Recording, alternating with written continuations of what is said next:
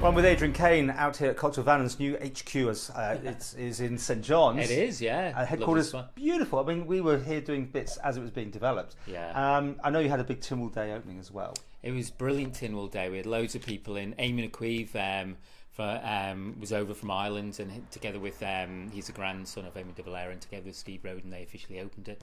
He said some brilliant stuff about culture, identity, language, and it ties into what we're hoping to achieve here, really. So it's great to have somewhere in the heart of the island, opposite Tynwald Hill. You next couldn't get a better place. No, it's brilliant, you know. We'll do another item about the whole what's on here, but today, I thought this really touched me. You've got a brand new book out, and you go to you because this is not what I'd imagine, or people would imagine would be on your bookshelf. No, and big thanks to Bob Carswell, who's one of the great sort of writers of Manx at the present day, and this is a translation of Ian Fleming's Casino Royale, which introduced James Bond to the world. It was the first James Bond novel, and we're in the discussions with Ian Fleming Publications about doing a Manx language version, so we just finished it.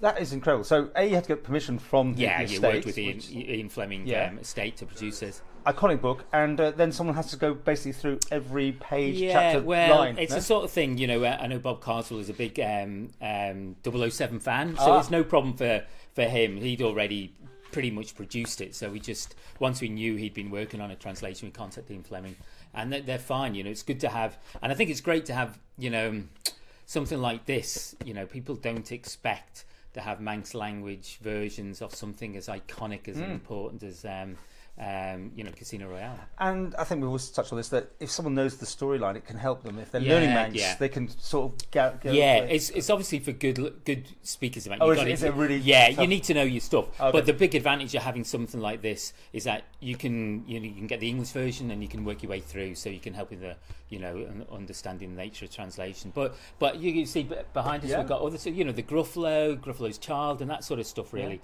So it's good to have a sort of sort of quality text in Manx, really, because I think for certainly good speakers, you need to sort of up the game a little bit, and and get used to reading stuff like this. So it can be challenging for them as well. And just get used to reading other stuff, which isn't about the Isle of Man. This is a crime, And the old question I think I always ask about, when there's words that haven't got a Manx equivalent, do you just go with the English, or do you make up a new word? I think there's usually, you can make sort of comparisons with words which existed in the past, or just you can get around things. I mean, that's up to the translator themselves, really. How about they go deal with modern words like internet and hovercraft, anything, helicopter. Did you?